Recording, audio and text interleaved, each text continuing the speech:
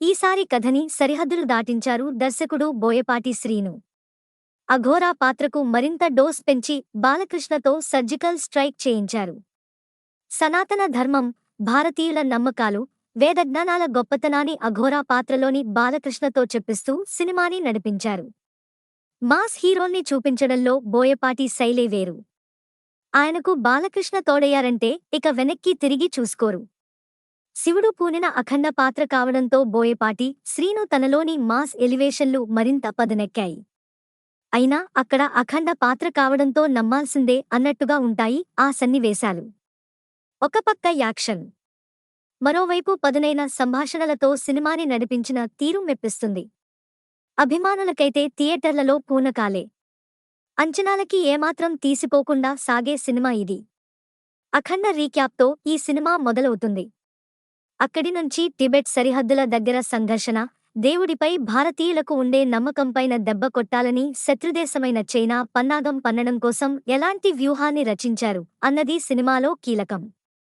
దీంతో ఎక్కువ శాతం అఖండ టెంప్లేట్లోనే సాగుతుంది. ముఖ్యంగా అనంతపురం ఎమ్మెల్యే బాలమురళీ కృష్ణ, బాలకృష్ణ ఎపిసోడ్ అంతా అదే విషయాన్ని గుర్తుచేస్తుంది. తొలి భాగంలో ఫ్యాక్షనిస్టులపై యుద్ధం చేస్తాడు మరో బాలకృష్ణ. ఇందులోనేమో మత్తుమందుల్ని సరఫరా చేసే అంతర్రాష్ట్ర ముఠాపై సమర శంఖం పూరిస్తాడు. బాలమురళీకృష్ణ పరిచయ సన్నివేశాలు, ఎలివేషన్లు మాస్ ప్రేక్షకులకు పండగే. ఆ తర్వాత సన్నివేశాలే కాస్త సాగదీతగా అనిపిస్తాయి. విరామానికి ముందు ఎపిసోడ్తో సినిమా మళ్లీ గాడిలో పడుతుంది. అఘోరా ప్రవేశంతో థియేటర్ దద్దరిల్లిపోతుంది. ప్రథమార్ధంతో పోలిస్తే ద్వితీయార్ధం మరింత హైలైట్.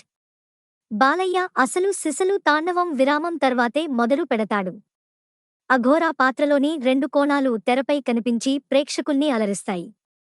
తాంత్రికుడైన నేత్ర ఎపిసోడ్ మొదలుకుని హనుమాన్, శివుడు ఎపిసోడ్ సహా తల్లి సెంటిమెంట్, దేశభక్తి, హైందవ ధర్మం నేపథ్యం వరకు దాదాపుగా ప్రతి సన్నివేశం రోమాంచితమే. ముఖ్యంగా తల్లి దగ్గర సన్నివేశాల్లో మలుపు భక్తిని, భావోద్వేగాన్ని పంచుతుంది.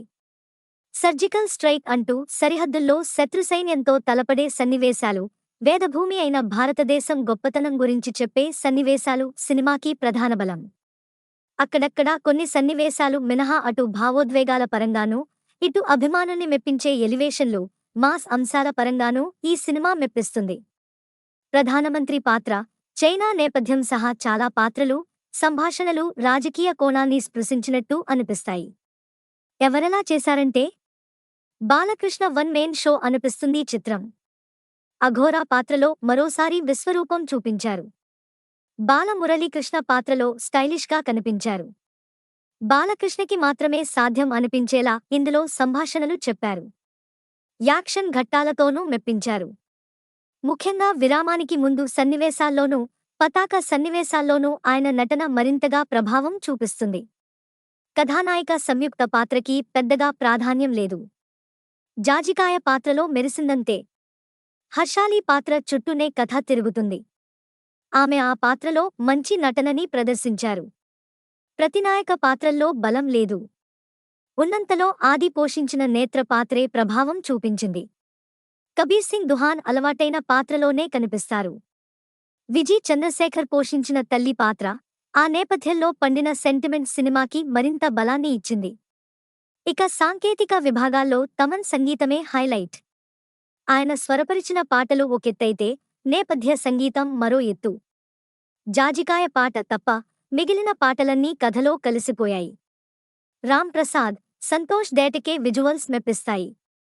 ముఖ్యంగా కుంభమేళా సన్నివేశాలు, హిమాలయాల నేపథ్యం సినిమా స్థాయిని పెంచాయి. మిగిలిన విభాగాలు మంచి పనితీరుని కనబరిచాయి. సంభాషణలు చాలా పదునుగా ఉంటాయి. దర్శకుడు బోయపాటి శ్రీను కొనసాగింపు చిత్రానికి తగ్గట్టుగా కథ పరిధిని పెంచారు కానీ, దానికి కొత్తదనం అద్దితే ఇంకాస్త బాగుండేది.